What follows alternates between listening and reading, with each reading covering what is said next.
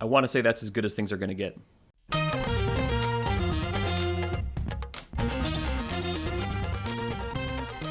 Welcome back to the D3 Datacast. If you're new here, click the subscribe button on YouTube. And let's get into it, Matt, because school's out for the summer. We rode our bikes up to Dad's Corner Store for some slushies and airheads and came home with 4 brand new packs of Division III basketball trading cards. Yeah, one of the most devastating portions of my life was when Dad's Corner Store turned into a 7-Eleven. It just lost that local charm. But yeah, let's open some packs. We'll want to note to our podcast listeners, Spotify, Apple Podcasts, they probably want to check the YouTube for these episodes because the visuals are half the fun. We have the cards, you can see them, so check out YouTube. Let's dive in. We got a bunch of packs. How many packs are we opening today, Zach? 4 new packs. So these are packs 4 through 7 overall. We opened up the first 3 packs in our first pack opening episode, which we will link down below, but hopefully you've already checked it out. If not, pick up with us right here on pack 4 and head back to pack 1 through 3 later. So 12 cards per pack, so we'll jump right into it. Here's our first card, pack number 4. We're here with the Emory Eagles. Emory is in the UAA. They're down in Atlanta, Georgia. We talked about how good the UAA was in our last regular episode conference tier list. And Emory has been definitely a quality program in that conference for several years. Next card is the Alfred Saxons. Alfred is in the Empire 8. They're in Alfred, New York. One of the things I've heard about our show from people around the country or people that may be my father are you talk about all these teams, and it's really interesting to hear, and I'm getting to know these teams, but I don't always know where they are. So one of the things that's fun about this card set series of episodes are that we can talk about individual teams that we don't talk about a whole lot. But here's Alfred. Alfred is in New York in the Empire 8. So now you know a little bit about them out in Region 3. I hear Alfred and I just think of an old man, but this is not an old man. It's a school. Yeah, our school was Calvin, which is maybe kind of like an old man too. Or any type of man. Maybe it's a little boy because like Calvin and Hobbes, that's what you think of when you think of Calvin. Right. Or Calvin Coolidge was the president. He was kind of an old man. All right, moving along. Here we're in an insert series. This is our first Fierce Foes card, I think, Zach. I don't think we opened one of these in the first 3 packs. So we did not. First time seeing the Fierce Foes set here, and fittingly, it kicks off with Calvin and Hope. Yeah, probably the fiercest rivalry in Division III, one that we're very familiar with. This set's going to highlight some of these great rivalries. Calvin and Hope played 3 times last season, 2 regular season games. They split the regular season series with Calvin winning big at Hope in January, and then Hope returned the favor on Calvin's home floor in February, and then Hope ended up winning the rubber match in the conference tournament. But always great games when these two teams play, always great turnout for the crowd, and always an intense atmosphere. If you want to play Division III basketball and have an atmosphere even better than you'll probably see in many or all of Division II and many Division I programs outside of maybe just like the power conferences in Division I, Calvin and Hope is right there as far as crowd intensity and local flavor to the games. We're back to a team-based card with York, New York. York College of New York is in the Cognac Conference, the City University of New York, and they're from Jamaica, New York, which is a neighborhood, I think, in Queens, if I have that correct. I'm not from New York, so I'm not hip to all the neighborhoods, but I think that's where that is. One of 2 Yorks we have in Division III with, of course, York of Pennsylvania. This here is York, New York. I think we saw York, Pennsylvania in the previous pack opening video. Yep, in one of the first 3 packs. Yep, we hit both Yorks, and I think they're the last 2 teams alphabetically. I know that because I run a lot of lists with basketball teams. Next up is the Piedmont Lions. The Piedmont Lions are from the CCS, the conference, Collegiate Conference of the South that was just formed for their first year last year. They're kind of in a provisional phase as a conference, so they don't have a Pool A bid yet. But they're from Demorest, Georgia. I'm not quite sure if that's how you say the name of the town, but I think it's Demorest, Georgia. Georgia is like a sneaky big or getting big D3 hoops state. I was kind of surprised. I just counted through quickly. There's 6 Georgia D3 hoops teams. out there. We're in Michigan, Zach. Michigan's going to be down to 7 teams next year. I think of Michigan as kind of like in the middle of D3 hoops country, and Georgia kind of being more like on the outside of where D3 hoops country is. But really, there's like nearly the same amount of teams there. And that kind of surprised me. Once I actually went through and counted them, like, yeah, Georgia's got a fair number of teams. We started off with Emory, so Georgia's well represented in this pack as well. Yep. Next up, we're going out to Iowa for the Loras Duhawks. Loras is in the American Rivers Conference, and they're out in Dubuque, Iowa. That we talked about that conference, how great it's been over the last few years. And even though they didn't have a top-tier team, teams like Loras and how good they are just make up a strong conference altogether. Next card in the set, we have the Mitchell Mariners. Mitchell is in the NECC conference out of New London, Connecticut. The NECC, unfortunately, is going away as a conference. There were 4 members in it last year. Kind of half are going to the GNAC, half are going to the NAC, and Mitchell is one of the teams going to the GNAC. So they're headed elsewhere next year. But good to see Mitchell here on the card. Yep, it'll be good to see them in GNAC play too. Yeah, going to be about the profile of the GNAC, rising a little bit with the way St. Joseph has emerged. Albertus Magnus was, a good second team for them, playing a competitive game against John Carroll in the tournament. And Mitchell was one of those teams that had a real shiny looking record, and I think getting to see them play, a little step up in competition, at least when you're talking about like the St. Josephs and the Albertus Magnuses at the top of the conference, that'll be fun to see. Yeah, it's sort of funny talking about the GNAC being a big step up in competition level, but I think that's kind of the truth from where Mitchell was in the NECC, and that was a really small conference by the last couple of years as it dwindling away. But yeah, it will be nice to see them play some different teams, I think. Next up, we're going out to Minnesota for St. Olaf. The Owls are out in the MIAC Conference, the Minnesota Intercollegiate, and they're in Northfield, Minnesota, a little bit south of the Twin Cities, I believe, is where St. Olaf is. I love it.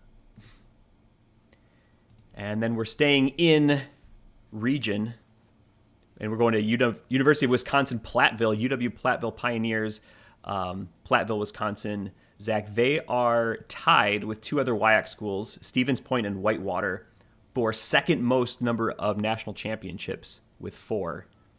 North Park leads that with 5, but then we got 3 UW schools there at 4, and Platteville is one of those. Haven't won it since '99, but they were a big force in the '90s when it came to Division III basketball. Yep, they haven't fallen off, much for the top 25 voting too. They've had some very good teams, so they've been contenders, just haven't, quite gotten to the top. Yeah, definitely been in that mix, particularly in 2022. They spent a lot of the season kind of in that top 5 range as well. Some very good teams out of Platteville, and we expect them to continue being a very strong team in the future. Next up, we have another insert series, the first time we've seen Dream Destinations, I believe. This is the Salem Civic Center pictured here on Dream Destinations, now featured with the ODAC conference tournament. The ODAC has hosted their conference tournament there for several years now. Also, previously, the Salem Civic Center was the Final Four destination for Division III. I think that was from 1996 to 2018, save like the Atlanta season where they did the combined Final Four. So a lot of years we had Salem being the destination. Now, obviously, we're in Fort Wayne, but still a really great conference tournament here for the ODAC. I think that made our D3 Hoops bucket list, Zach. We wanted to include that on events, things you should do and see as a Division III fan. That's just a great conference tournament out there in the ODAC, kind of Division I like in the single site nature for those kind of final few rounds. Just great stuff down there at the Salem Civic Center. And I think from everything I've heard, been there once as a fan, they do a great job hosting events there as well. Yep, and this is the first time we've seen anything from this set as well, so looking forward to what's coming here in this set. Like you kind of hit on this one, we'll kind of feature some places or events that are kind of the bucket list type events for a Division III basketball fan. Definitely things you want to check out. Next up, back to a team card, we've got the Whitworth Pirates. They made the NCAA tournament last year out of the Northwest Conference. They've been mainstays in the national tournament for several years now. They're more likely than not to make the national tournament out of the Northwest Conference out in Spokane, Washington. I know for me, Whitworth was one of my introductions to kind of the national picture of Division III basketball. They came out to the Calvin tip-off tournament in the mid-2000s, sometime when I was a student there. I'd kind of been aware of Division III basketball and teams around the country, but then kind of a team from Washington State coming to Grand Rapids in November was kind of like, wow, this is like truly a coast-to-coast thing. And it was, and it is. You can usually count on Whitworth being in the mix in the Northwest Conference, and so that makes them pretty much an automatic player on the national stage. Yeah. And I believe this might be our final card in the first pack here, our fourth pack, first of the day. And this is the Coast Guard Bears, Zach, a service academy in Division III. They're out in the NUMAC Conference, New London, Connecticut. And, I'm gonna shout out the podcast that we got a chance to listen to that came out a season ago, so just 15 months ago or so. The podcast was A Lasting Legacy, hosted by Mark Simon, currently of Sports Info Solutions. He used to host like the ESPN Baseball Today podcast with Eric Karabell. He's worked for ESPN Sports Solutions in the past. He used to write columns for D3 Hoops at one point, and he has called a lot of Division III basketball games over the years. And his podcast about Coast Guard featured their Magnificent Seven recruiting class, and it kind of culminated in 2008 in the Elite Eight appearance. It was 8 to 10 episodes kind of following that story. It was really interesting, some D3 Hoops history about a part of the country that I don't follow as closely, and so it was really good that Mark kind of laid out that podcast. And he was the broadcaster for Coast Guard through that time period, most of those seasons, I think calling maybe some men's and women's games. So he saw a lot of those games up close, and interspersed into the podcast is some of the broadcasts that he made during the time. So it's very kind of interesting to hear some of those play-by-plays as well. Yeah, we've recommended that one on the show before, and I think every time we talk about Coast Guard, which hasn't been too often, but probably every time we do, we'll put in another plug, because that was a fun thing. Until they make their next Elite Eight, and then we can make a different podcast series about them. Yeah. All right, we're up to pack number 5 here, a new pack coming up, and we're back into our major moments set. I think we saw a few of these in our last episode. This one comes from December 13 of last season. It was Mary Hardin-Baylor upsetting Texas State, Division I Texas State, at Texas State, 71-65, Zach. This was a game we were both following along, watching online and following on Twitter in real time. And it was just kind of fun to see that game go as Mary Hardin-Baylor kind of led a lot of the way, and just to kind of see the momentum online growing in support of Mary Hardin-Baylor, and watching them kind of knock off the D1 opponent there. Yeah, that was fun. And it was broadcast on ESPN Plus, so it was fairly accessible for a wide audience. I know I had it pulled up on my Amazon Fire Stick on my normal TV, so that was fun to see. And yeah, you're right. I mean, they led most of the way, but a lot of times in some of these games we see, maybe a D3 competes for a while, and then kind of the tides turn, and that's it. But Mary Hardin-Baylor did have to withstand a run, but they did withstand it, and really looked like the better team for most of the game. That was a fun night. Yeah, really fun to see that one, and fun to see the D3 get the win for sure. Our next, back to a team-based card, the Curry Kernels. Curry is out in Milton, Massachusetts from the Commonwealth Coast Conference, the Triple C. They won 5 games this past year, and that matches their high, tying 2020, since they won 6 games in 2015. So we're kind of getting closer to 10 years since they've won 6 games. So their last winning season was 2013. So it's been some tough years for the Curry Kernels, but we wanted to shout them out here with this card, and a team that I know, being out here in the Midwest, I don't see all the teams kind of in the east-northeast part of the country. So getting a chance to see and look at Curry here is definitely fun. Next up, we have the Hartwick Hawks. They're from Oneonta, New York, and they're in the Empire 8. 8-10 season last year in conference, kind of middle of the pack in the Empire 8. Yeah, that's Hartwick. Go Hartwick. Next up, we have from Pennsylvania, the Eastern Eagles. They're in the MAC Commonwealth Conference out in St. David's, Pennsylvania. They were an interesting player in the MAC Commonwealth this last year. I think they did not ultimately make the tournament, but they were in kind of some early season lists of kind of Pool C potential. they were making a run there, and they were competing toward the top of that conference. But I think at the end of the season, they just didn't quite have the resume to be in the Pool C conversation. So maybe looking out for Eastern in future seasons. But 2023 was a fun year for them. Was fun to for me to follow them from afar, and I got to know their team a little bit. Go back another year, and they did make the tournament, and I believe that was their first tournament appearance in school history. Nice, yeah. Coming up next is the Colby Mules from the NESCAC Conference in Waterville, Maine, I believe, if I have that correct. Colby, we saw them make a run to the NESCAC finals last year, and that run kind of had them in the Pool C discussion, on the fringes of the Pool C discussion. Ultimately, there were just too many upsets for a team like Colby to, I think, get consideration for the national tournament, but they were right there, kind of surprisingly, by the last couple of weeks. All of a sudden, Colby was getting some serious buzz, and it wasn't really out of the question. So a really nice season from Colby. Glad to see them reach that NESCAC championship. So we'll see what they do going forward. Yeah, not one of the NESCACs that's usually, in the first couple that you would rattle off on a list. But yeah, as you pointed out, they had a nice season last year. Yeah, very nice. Next up is the Methodist Monarchs. We have Methodist out of the USAC, and they're from Fayetteville, North Carolina. North Carolina, another state that I don't quite think about when it comes to Division III, but there's several teams in North Carolina that we've already seen in our first 5 packs here, and Methodist joins the list.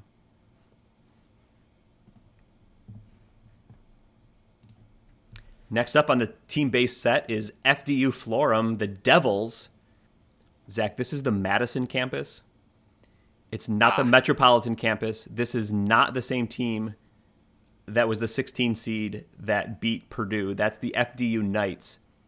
Same college university system, different campus. I know there was some confusion about that when Purdue went down in the D1 tournament, but it was not this team. Shouts to the FDU Florham Devils, Madison, New Jersey. They're in the MAC Freedom Division III. There's another FDU campus that plays Division I, but we love the Devils. They're Division III here. All right, next up out of the SAA is Hendrix, the Hendrix Warriors in Conway, Arkansas. Zach, we talk about some kind of island conferences, Region 10. Hendrix is in Region 6 in Arkansas, but they're like right at the confluence between Region 6 and Region 10. There's, I think two teams in Arkansas. One is in Region 10 and one is in Region 6. So Hendrix in the SAA gets the Region 6 nod with their conference mates, but they're kind of right there on the dividing line down there in Arkansas. All right, next card up is a Content Kings set card. We saw a couple of these last time as well. This one features the QCast, Bob Quillman. Bob hosts the QCast on YouTube. He's finishing his 3rd season. He's a few years ahead of us in this whole endeavor. And he usually does like 20 to 30 episodes per season. I think he's had over 30 this season, which is great. All the episodes are tremendous, oftentimes with a coach, and he'll dive deep a little bit into what's unique about their school or their part of the country or their world of recruiting. He might dive in with a student athlete, not as often as coaches, but sometimes student athletes that have interesting stories or interesting backgrounds. Typically, they're also great players as well. And he's also announced that next year will feature a sub-series called In the Room, I believe.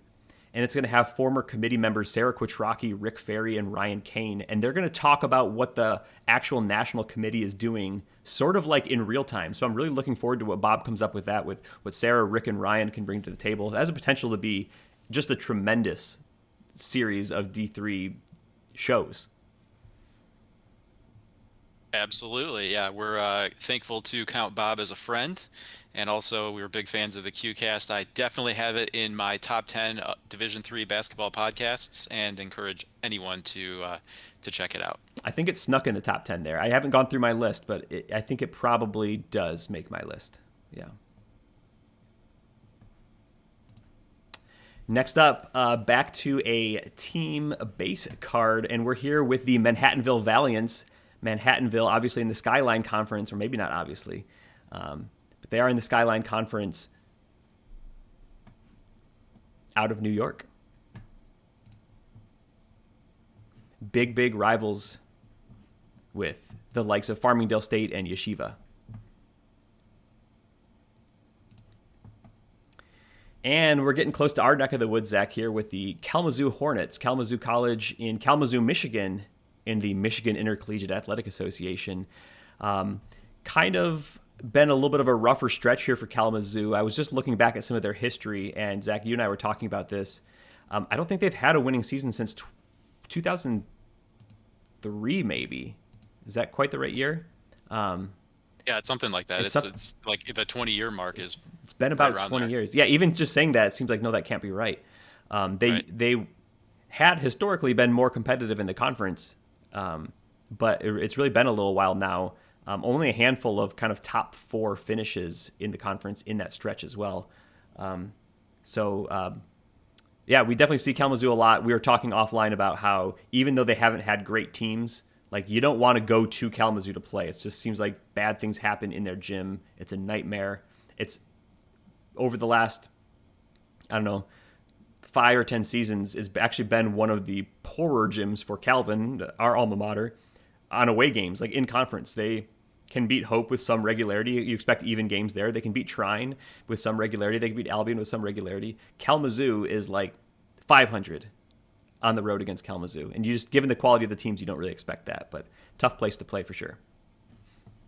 Yeah, I think that's probably why it was so hard for us to believe that it actually had been that long since they were 500, because it seems like every time you watch a game there, especially, it's a lot harder than the records would indicate. Seems that way anyway, for sure. All right, next up, I think wrapping up this pack probably is Penn State Altoona out of the AMCC in Altoona, Pennsylvania, is the Altoona Lions. They were a really good team. They were 12-2 in the AMCC last year, and I think they were in that conference championship game against La Roche. So really, really great season for Altoona, one of the better seasons I can remember. So hopefully they can build on that. That'd be great to see. Mm-hmm. Yep, absolutely. And that's going to bring us to the delineation point between Pack 5 and 6. So we'll rip that pack open and get right into it. Next up is the Blackburn Beavers out of the SLIAC, Carlinville, Illinois, down in the St. Louis Intercollegiate Athletic Conference. So kind of southern Illinois here are the Blackburn Beavers. SLIAC was kind of in our lower tier conferences in our conference tier list. So, not always the strongest teams in the country, but definitely worth mentioning here. Next up is the Huntington Hawks out of the CCS. They're from Montgomery, Alabama. We talked about kind of that region, that southeast United States region. Not always having a ton of teams, maybe sometimes a sneaky amount of teams. I don't think Alabama is a state that has a sneaky amount yet, but the kind of the CCS and the SAA kind of make up that kind of region of the country. Huntington here in the CCS as this conference kind of gets formed here. Hopefully we'll see more out of them in the future.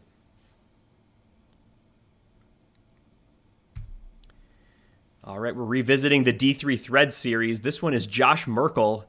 Josh, I always see Coach Merkel in those kind of athletic pullovers, that gray Randolph-Macon pullover here. This one, I think the reason they lost to Oswego State in the NCAA tournament was that was the weekend, if you remember, Zach, we snuck down to Virginia and we kind of cut a hole in one of his pullovers in anticipation of this set. And to make this relic card here. Yeah, we got a little swatch of the gray pullover there. And I think it just threw Coach Merkel off, and maybe he didn't get the guys ready to go because he just was upset that his shirt had a hole in it. Sorry that happened in service to this card, but it had to happen. It had to happen. We had an opportunity to meet Coach Merkel 2 years ago in Fort Wayne, which was a great opportunity when they kind of won the national championship there. Great guy, tremendous teams, fun to watch, fun to follow. Even this year, just watching them online all season, just great program that they have running there.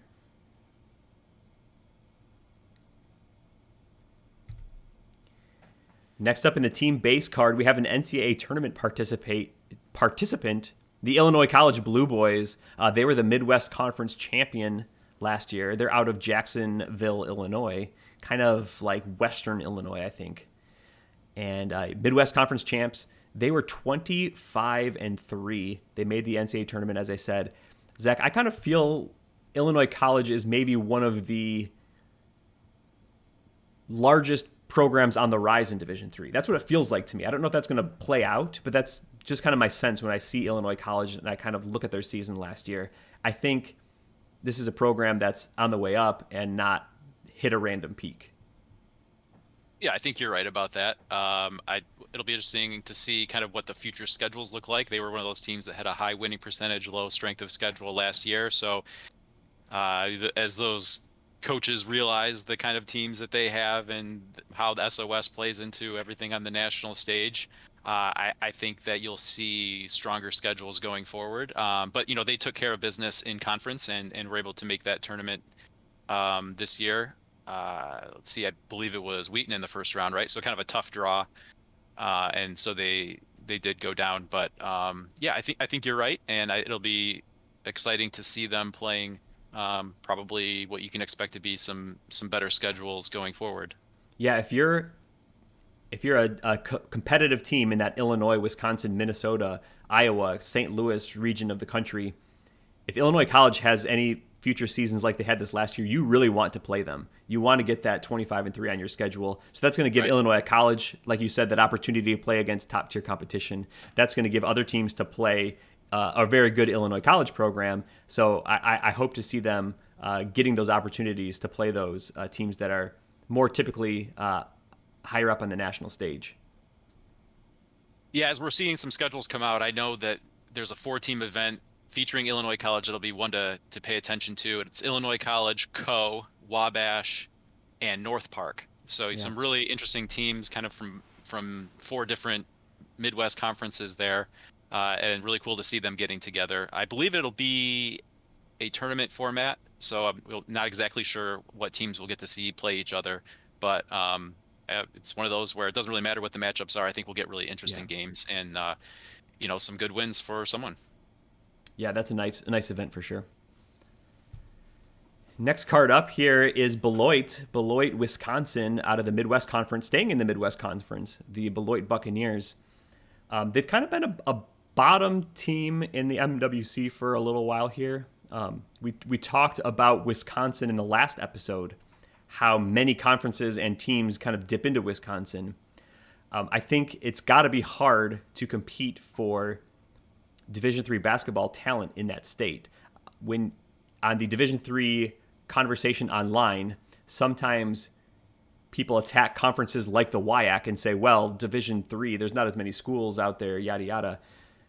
There's a lot of Division III teams in Wisconsin, and sometimes the WIAC gets all of the attention, but there's teams in the Midwest Conference, there's teams in other conferences that are also vying for the same talent pool. And it's not just like the WIAC can get every player in Division III. There's other schools grabbing those players as well in Wisconsin. So I think that the competition for players at the kind of D2, D3 NAIA level is very, very strong in this part of the country. And credit to the teams that are playing at a high level out there because there's a lot of good programs. Well said. Next up is the Finlandia Lions, Zach. This is our first and unfortunately last Finlandia card that we will feature on our D3 basketball trading card set. They were an independent out of Hancock, Michigan, and unfortunately the institution did close at the conclusion of the academic year. So the Finlandia Lions will not be competing in Division III any longer, which is sad to see. But we did want to give them a shout out here and represent them with the 2023 series trading card.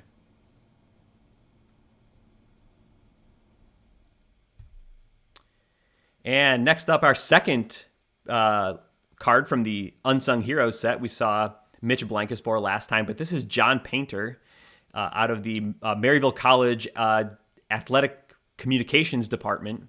I think he's the assistant AD for communications, athletic communications there. If I didn't get the exact title correct, I apologize. But we got to see John JP up close at Division III Final Four in Fort Wayne. He was kind of running the show down there, making sure the media members had everything they needed. He was, tremendous in that regard. making sure that, we were newbies. We made sure we were in the right place. We had the programs, we had the stats. He was helping to conduct the post-game interviews, doing a great job to make sure those flowed smoothly, questions got asked and answered correctly. So just great work by Mr. Painter here, and shouts to all the other SIDs and athletic communicators out there, and how important that is for people like us, fans of the game, to follow the game. We could not do anything without the work that they do. We could not get this information that we so heavily rely on. So great to shout out these folks. Yeah, that's well said, and I think you covered it.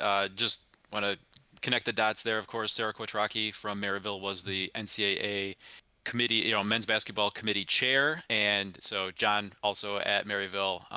Sarah made sure that John was brought along to help kind of the media stuff behind the scenes. And I tell you what, that was a great decision, because JP did a great job, always making sure we had what we needed, made sure those media sessions went really smoothly, and was just a tremendous help. But behind the scenes, so awesome to be able to highlight him here and give another word of thanks. Yeah, you could tell he was very experienced in the job and definitely knew what he was doing. Even people like us who were there for the first time didn't know what we were doing. Okay, heading back to the team base set. Lancaster Bible, the Chargers, they were a second-round NCAA tournament team last year. They had that great win against, who was it? It was NYU. NYU. Yeah, big. I call it one of the biggest upsets of the first round, although we shouldn't really shortchange Lancaster Bible out of Lancaster, Pennsylvania, the UEC conference. We're getting used to them kind of winning 20-plus games, it feels like, being in the tournament as the UEC champs. It feels like they're as likely as not to be in that position to win that Pool A bid kind of year in and year out. At least I've come to expect them to be in that mix. So maybe it shouldn't really be that much big of a surprise that a team like Lancaster Bible could knock off a UAA team like NYU, and a great season that they had as well. But it was great to see the Chargers in the second round last year, and then get to see one of their top seniors in the All-Star game as well. Yeah, so instead of calling it the biggest upset, maybe just call it the biggest win. Biggest win, yeah. I don't mean any shots at Lancaster Bible when I say biggest upset. Yeah. No, it's great. They played a great game, knocked off a really good opponent. Yep. They deserved it. Next up, we're staying in Pennsylvania for the Scranton Royals. They're in the Landmark Conference, and they were in the NCAA tournament as well, second round for them too. They played NC Wesleyan, I think, in the first round, and they got the win. And I think their next opponent was maybe Randolph-Macon, if I remember correctly. I'm going to look up at my bracket. That sounds right. Yes, it was Randolph-Macon. Yeah. And that's a tough second round draw for anyone. But yeah, great to see Scranton in the tournament, Scranton Royals. Next up here is the Millsaps Majors. They're in the SAA. They're out of Jackson, Mississippi. Majors, we talked about some, I think Sabercats got highlighted last episode as a nickname you don't hear too much in Division III. Majors is another one. It might be unique to Millsaps. I'm not sure there's another Majors out there. We'll see as we go through the rest of the set.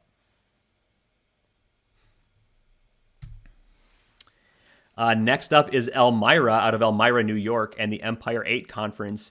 The Soaring Eagles, the purple and gold Soaring Eagles of Elmira. Not just the Eagles, the Soaring Eagles. Yeah, great nickname there. Like that one. And the next team-based card is the Occidental Tigers.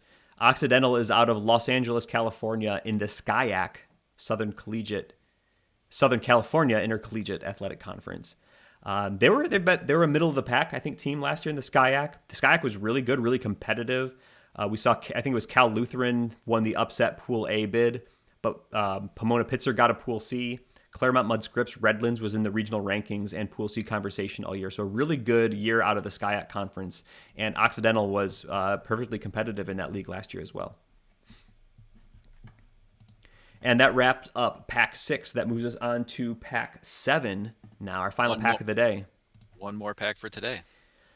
Up here is the Wittenberg Tigers out of the NCAC in Springfield, Ohio. Zach, we're going to get a chance to go to their gym next season for the Great Lakes Invitational. They're hosting the 2023 GLI, the tournament put on by Ryan Whitnable.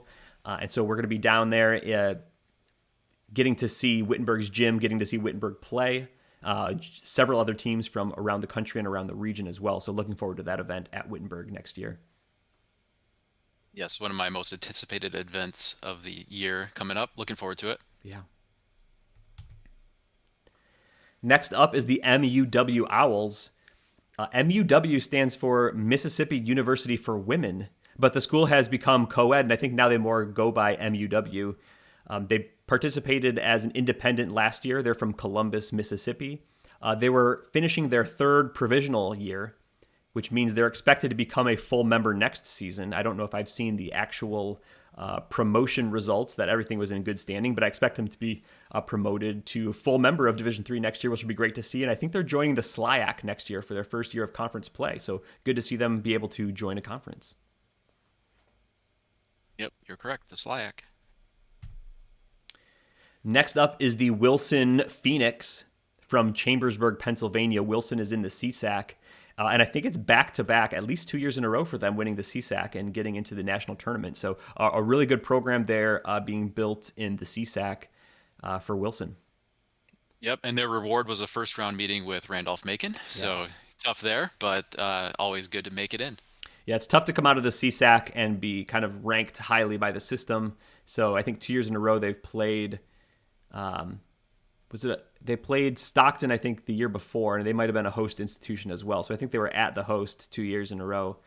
Tougher draw. So unfortunately not getting it was a deserving matchup, but it's still, a tough one. So maybe, see how things go for Wilson in the future and see if they can get kind of more winnable draws at some point.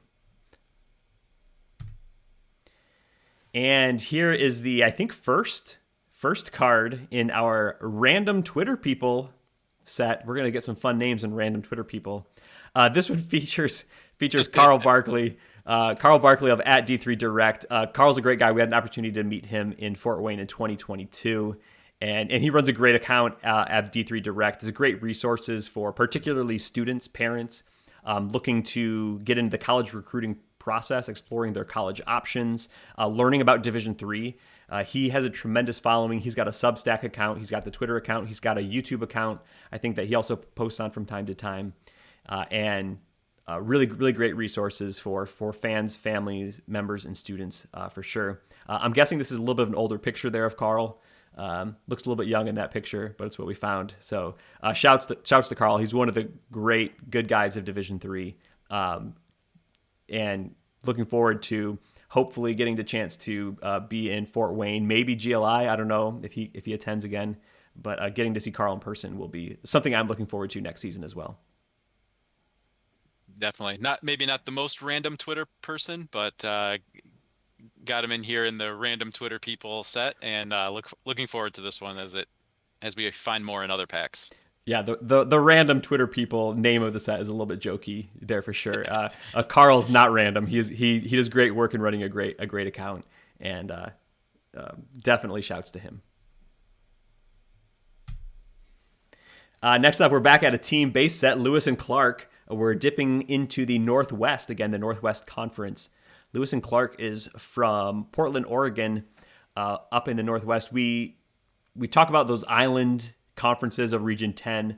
I think the Northwest is about as true of an island as gets. Them and the Southern California Conference, very island nature. I think those are the two true island conferences as we see Lewis and Clark here. It's just tough. There's not a lot of Division III teams around them, so they have to travel a whole bunch or play NAIA institutions, and you understand for sure when those schools kind of in island regions of the country play NAIA schools, because you have to get even competition out there. Even though it doesn't really help you, it doesn't count towards your Division III resume. You have to get the games in. But schools like Lewis and Clark, you're trying to get teams to come to you. You're trying to fly out to other teams. So I'm sure the scheduling is out there is tough. Outside of your conference, and they're in Portland, there's not a whole lot of Division III options for sure. Yeah, we talked about Whitworth earlier, and when we opened up their card, and they're like an island school in an island conference. If you look at a map of the Northwest Conference, you mentioned Lewis and Clark, like in the Portland area, and there's a few kind of in that greater Portland area.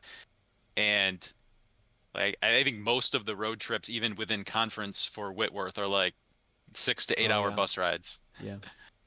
Yeah, the travel's not easy in Texas. It's not easy in the Northwest. In conference, it's probably okay in Southern Cal, although the traffic is maybe a mess. But yeah, outside of that, it's hard to get games.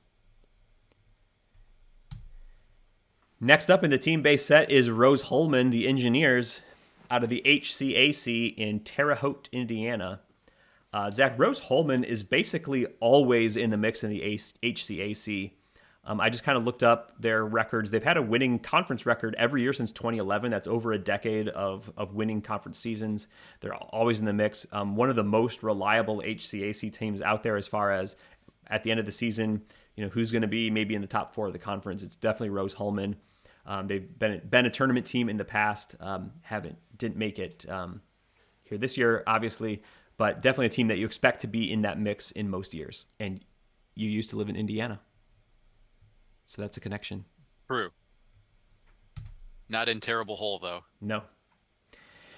All right, next up, Wheaton, Massachusetts. They're from the NUMAC Conference in Norton, Massachusetts. And they were like a 13-12 team last year, solid season. I was just kind of looking through their history. Again, I don't get out to games in the Northeast very often. And they kind of seem to be a program that oscillates right around 500 most seasons, kind of plus or minus in that window range. So they're kind of a solid middle pack team in the NUMAC, and that's kind of maybe who they've been for the last decade or so. But we'll be definitely interested to see what happens with Wheaton in the NUMAC going forward.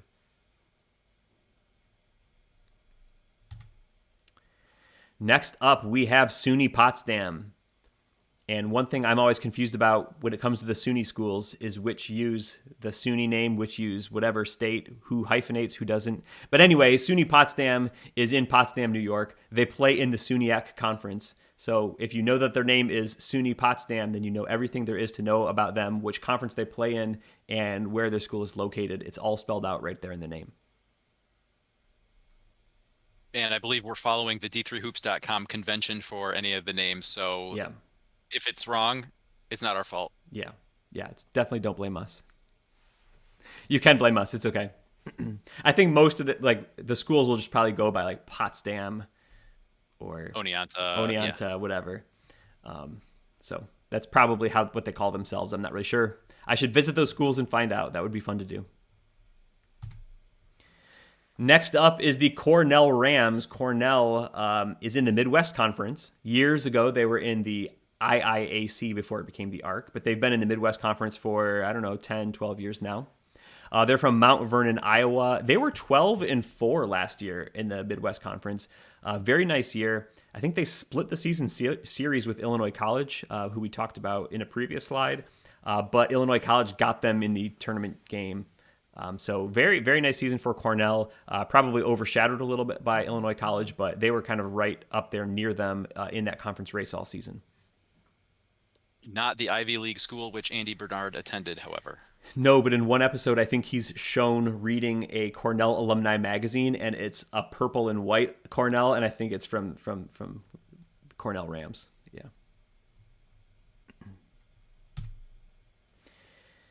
Next up is the Bard Raptors from the Liberty League. Bard is from Annandale-on-Hudson, New York. Zach, are you familiar with Annandale-on-Hudson, New York? I'm not, but I think that you're going to make me more familiar than I currently am. It's a little hamlet along the Hudson River, and it's kind of about halfway between Albany and New York City. Okay. Looks kind of cool. Yeah, that's Bard.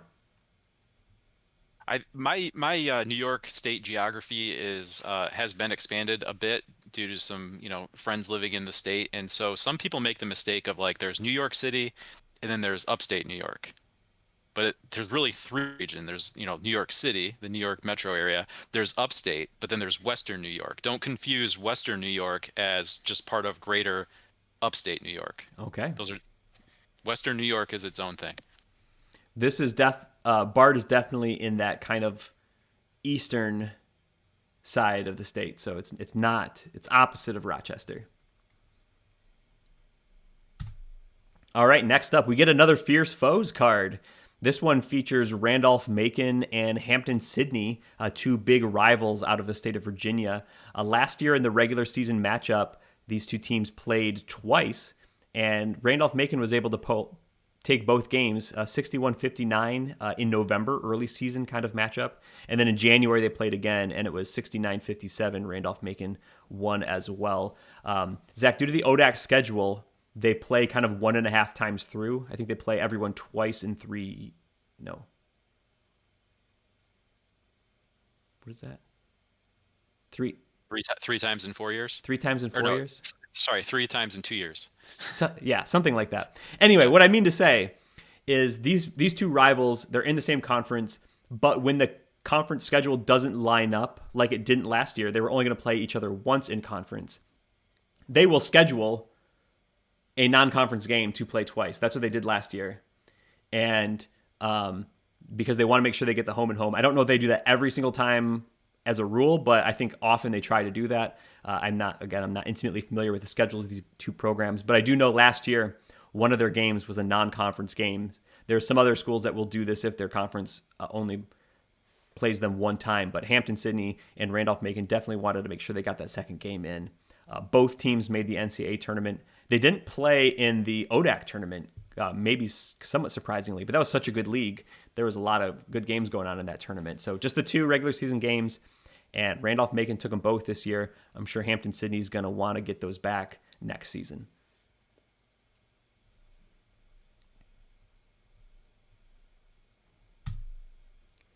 And here we have a team-based set. It's the Warren Wilson Owls. Warren Wilson is finishing up their second year as a NCAA Division III provisional. So they will be in their third and final season next year. And then they're expected to advance to full membership in the 24-25 season. So Warren Wilson on the path to becoming full Division III members. And as a third-year provisional, all games against them will count for NCAA selection criteria, regional ranking criteria, that sort of thing. So, yes. So they're not quite there, but that's a big impact for teams that they play. And they have joined the Coast to Coast Conference. Yeah, Coast to Coast Conference. They're from Asheville, North Carolina. And yeah, we haven't been highlighting that with provisionals, but year 1 and 2 provisional members, games against them don't count towards your tournament resume. It's sort of like playing a D2 or an NAIA team. But once they hit that third-year provisional mark, then you do count their games for your record, for your strength of schedule, for your regional rankings, and for your Pool C at-large berth tournament selection. So yes, they will be counting next year for those 0 coast-to-coast conference games that they will probably play. Those will all count. All 0 will count towards tournament resumes for the other teams that they play. So hopefully, we'll find a spot that has a few more packs in stock. Maybe have to take a trip over to Chicago, check out the Jewel Osco. You never know what you might find at the Jewels, so we'll have to see. Yeah, these cards have been flying off the shelves. Packs are out of stock. They're going for ridiculous prices on eBay. It's been fun to see. There's going to be more gems to come. We haven't even gotten to some of the best cards. So looking forward to opening the rest of the packs. I think we've opened 84 cards, so we still have a lot to go. It's been fun. Looking forward to having some more fun here through the summer. All right, well, I think that wraps up this episode of Cards. I hope you enjoyed them. Hope you share them with your friends. Tell us which ones you have seen, which ones you are looking forward to seeing, if you can guess what you think we have in store. But until next time, good job, team.